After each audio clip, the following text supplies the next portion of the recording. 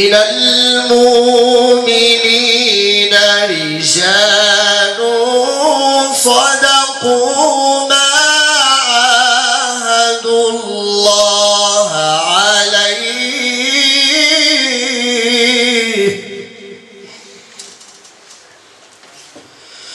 فمنهم من قضى نحبه ومنهم من ينتظر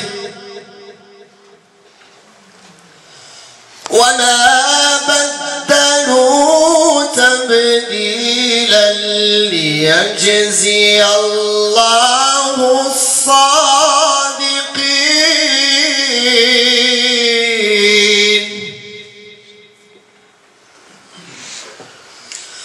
وما بدلوا تبديلا ليجزي الله الصادقين بصدقهم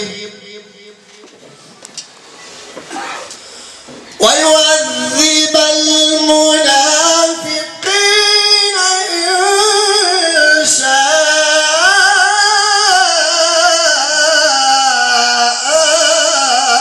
أو يتوب عليهم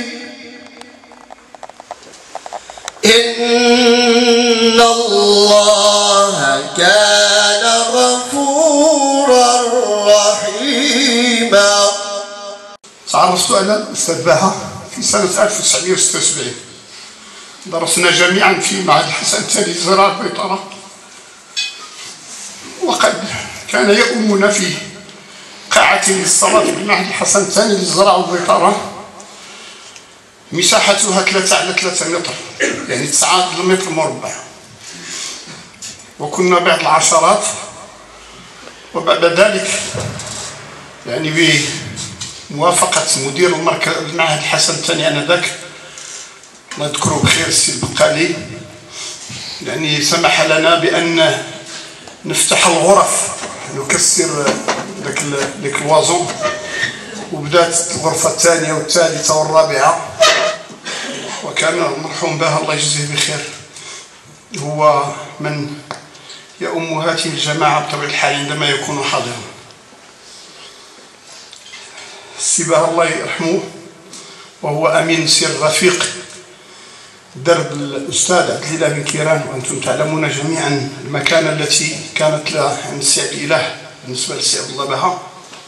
ويمكن نقول لكم بأن حتى المنصب ديال وزير الدولة لم يكن السي عبد الإله راغبا في منصب وزاري إضافي، ولكن اقتضت الظروف أنه باش يكون السي عبد الله الجانب ديالو كان ضروري أنه يتخلق هذا المنصب نظرا لمكانته ولوزنه، والحمد لله استجاب صاحب الجلالة لهذا المطلب. السي عبد الله بها حصل بطبيعة الحال في واحد النبذة سريعة على دبلوم مهندس تطبيق في التكنولوجيا الغذائية سنة 1979 بمعهد الحسن الثاني للزراعة والبيطرة، وهو عضو المكتب التنفيذي لحركة التوحيد والإصلاح منذ التأسيس ديالها، وتقلد منصب ديال نائب برلماني عن دائرة الرباط شالة ما بين 2002 و 2011. عينه صاحب الجلالة محمد السادس الملك محمد السادس بداية سنة 2012 وزير دولة وعضوا في الحكومة. انتخب نائبا للأمين العام لحزب العدالة والتنمية سنة 2004. وبالمناسبة السي عبد الله بها في التنظيم لا في الحركة ولا في الحزب، هذا المنصب ديال النائب كان مخصص للسي بها. حتى في الحركة عندما كان يعني الإخوان ينتخبون رئيسا للحركة سواء حركة الإصلاح الجديد أو حركة التوحيد والإصلاح بعد الوحدة مع رابطة المستقبل الإسلامي، كان المنصب ديال نائب المسؤول دائما يرجع للسي بها نظرا لحكمته ولرزانته ولخلق ديالو اللي الحمد لله الآن يشهد به الجميع الأصدقاء والخصوم. شغل سنة 2007 منصب نائب رئيس مجلس النواب، وترأس فريق العدالة والتنمية بمجلس النواب بين 2003 و 2006. ترأس لجنة العدل والتشريع وحقوق الإنسان بمجلس النواب بين 2002 و 2003. السي عبد الله باه الله يرحمه لم يعش لنفسه ولكن عاش لوطنه وشعبه ولملكه. لقد فقدت الأمة علما من أعلامها كان حديثه ينساب إلى القلب والفكر بسلاسة كبيرة. ربى ونصح ووجه بإيمانه الكبير وثباته المنقطع النظير ومنهجه المنير. كان الفقيد مثالا للطيبوبة والبشاشة والطمأنينة والوطنية والحكمة. لقد فقدنا فيه قدوة وخبيرا وحكيما لقبه الأصدقاء بالحكيم. كان رجل ديال التوافق والحوار ورجل الثوابت، ثوابت البلاد ومقدساتها، الإسلام والملكية والوحدة الترابية والديمقراطية. كان هادئ الطبع بعيدا عن الأضواء. توفي أخونا عبد الله باها ولكن حكمته وبصيرته لم تموت. ستظل حكمته بلسما يداوي الجروح بما فيه جرح الفقدان ديالو المفاجئ. وكأننا به ينهض من قبره ومن مكانه وهو يتحدث عن القضاء والقدر بهدوء وسكينة وابتسامة صادقة.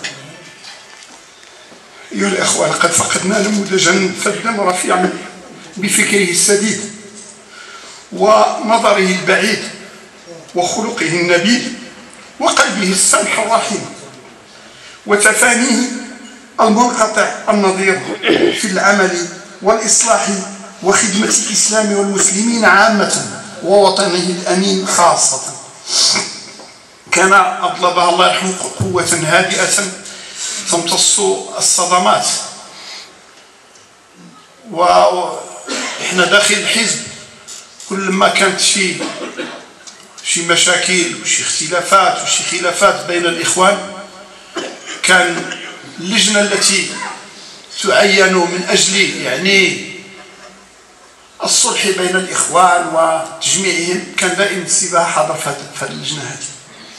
كان الناس يختلفون عنده ولا يختلفون حوله، كما ذكر الصحافي سي توفيق بوعشرين الذي جيدا وكان من أصدقائه الأوائل في السنوات الماضية. وفاة أخينا عبد الله باها خسارة كبيرة للمغرب. لقد كان من دعاة التغيير الناعم، وكان هو منظر داخل الحزب من منظري الإصلاح في ظل الاستقرار. التوجه ديال الحركة في المشاركة السياسية وفي الانخراط في العمل السياسي من الأعمدة ديالو كان السي عبد الله باها، إلى جانب الإخوة القادة الآخرين السي عبد الله بن كيران، السي سعد الدين العثماني وباقي الإخوة. كان من رواد المصالحات الكبرى ومن حراس التوافق وإدارة الصراع بالتي هي أحسن. وهو السي عبد الله باها رغم تقلده المنصب ديال يعني أوسع برلماني أو حتى المنصب ديال وزير دولة، فهذا الشيء لم يغير فيه شيئا.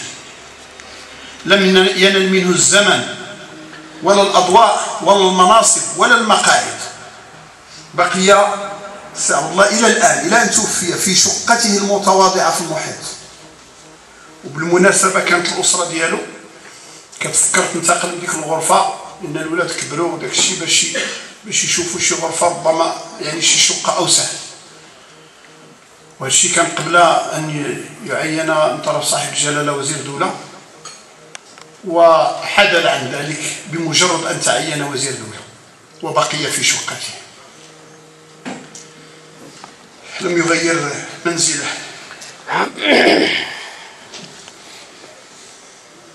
كان صابرا ومصابرا ومرابطا في المواقف الصعبة والمحطات العسيرة والنقاشات الشائكة.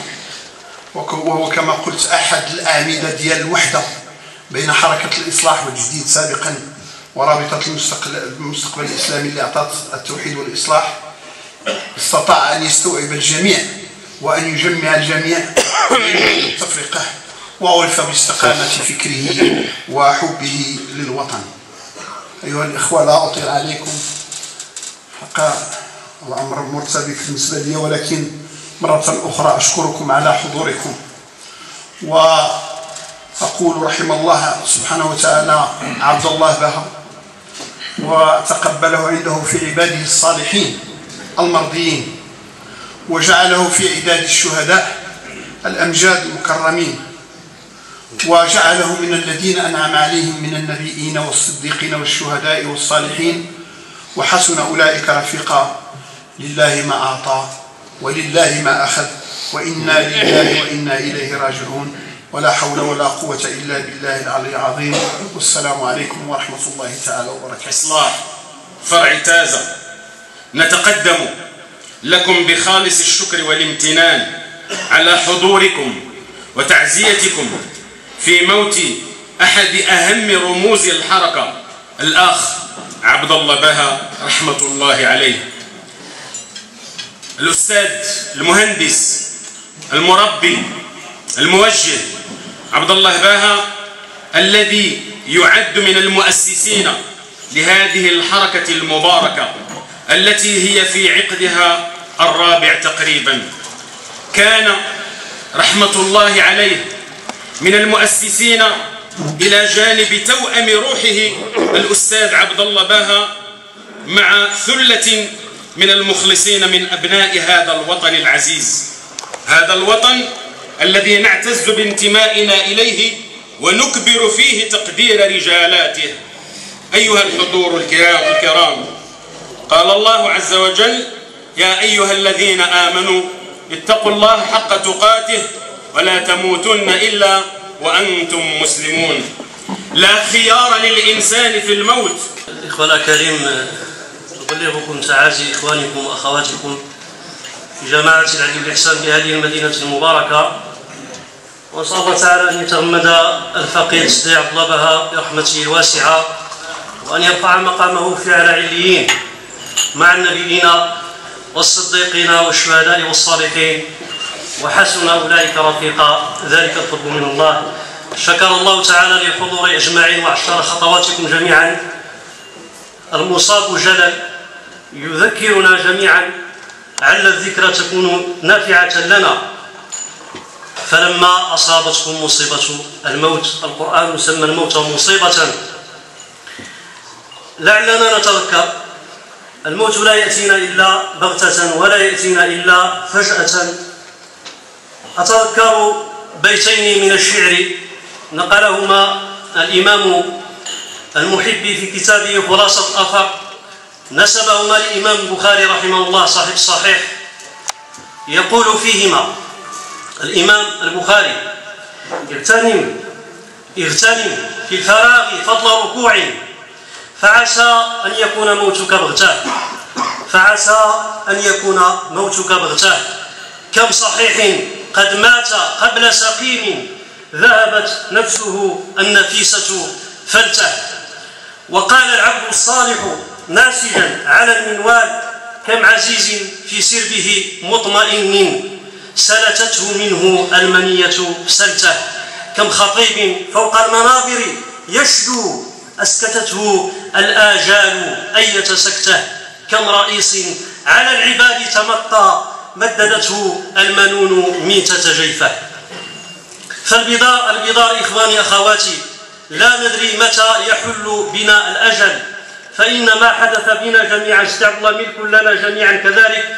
وسمعتم وسمعنا بعضا من مناقبه وبعضا من صفاته.